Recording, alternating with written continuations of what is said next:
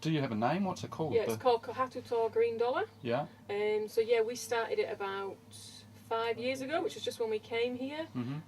This community was kind of waiting for someone who had they kind of kept talking about it, but nobody had actually organised it. Yeah. So when we came, I started the scheme, and we started smallish. We had everybody within this eco village joined. Some people from Ultimatia were in the first wave of people who joined.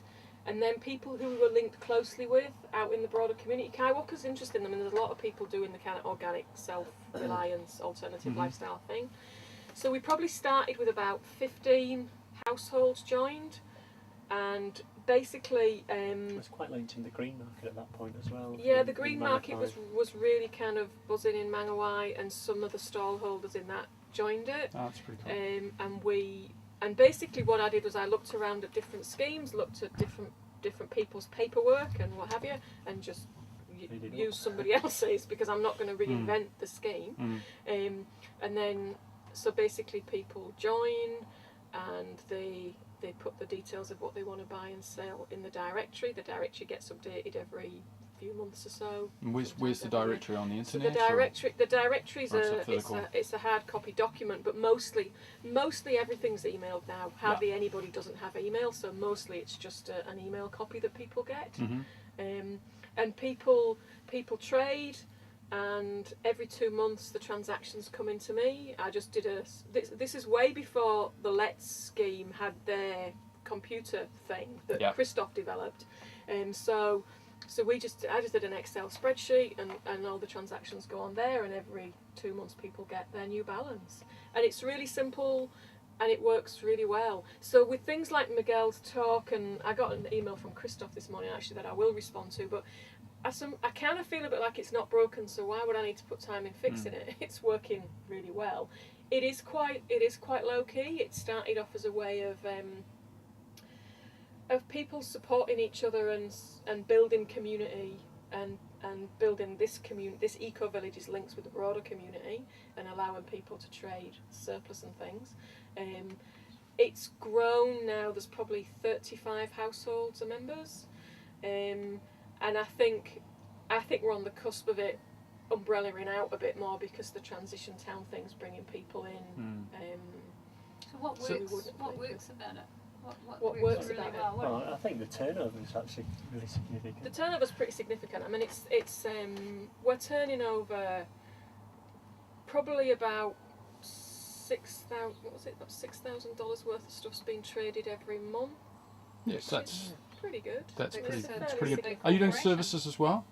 Are there services in there as well? Yes, all kinds. So there's probably 3 groupings. I mean, there's produce, like products of whatever kind. There's healthcare stuff, because there's a lot of alternative healers around here. So there's the healthcare group, and then there's time. So, but I suppose there's also other services, like there is a guy who does electrical stuff and what have you as well.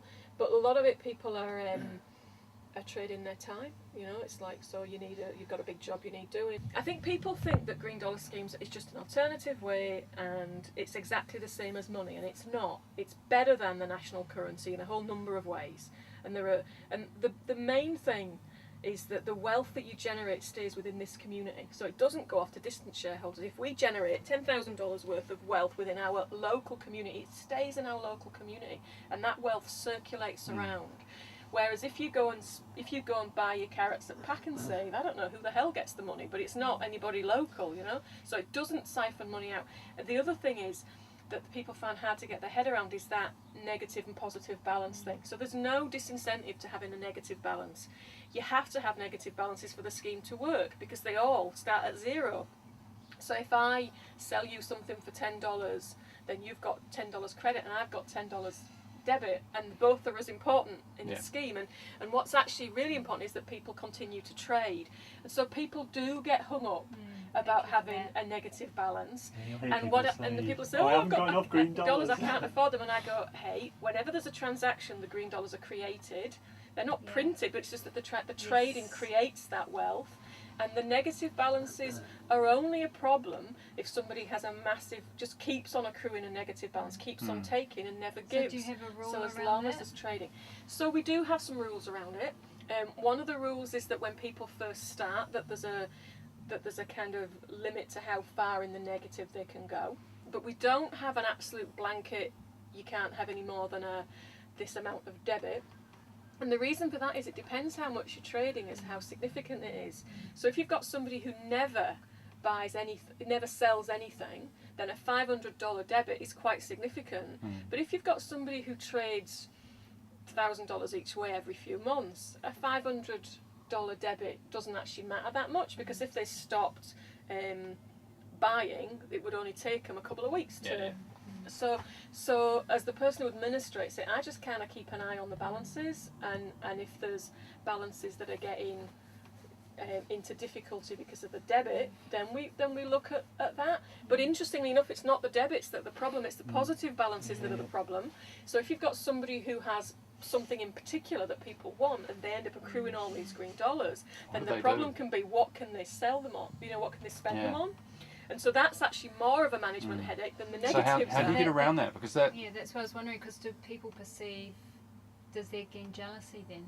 You know what I mean? All those human emotions. But I guess that's kind of where interest came from after a while. Yeah, you know, that people accumulated these sums, and then they, I'll lend these sums out and charge people for them or something. I don't know. Maybe, I don't know. But in Are practice, people pretty cool about that? in practice with the scheme, I've not been aware of any kind of. I've not been aware of niggles or hassles or resentments or any of that stuff because of it. Sometimes people get a bit, a little bit concerned if there's a big negative balance. And what one set of people have had to do is they've got a big positive balance, and they've had to stop selling for a while to try and get it down. So they're actually trying to reduce their balance. The other problem we have is that there's a finite group of people in the scheme, obviously, and sometimes what will happen is people who've got big balances will say, right, what I need is someone to come and do a fairly big task for me, like say build a shed or whatever, and it's just not possible because everybody's really busy. So we suggested like a working bee scheme, like a green dollar working bee. So they'll say, okay, I've got this big job we need to do, and we need all the rag work pulling from all of our paddocks.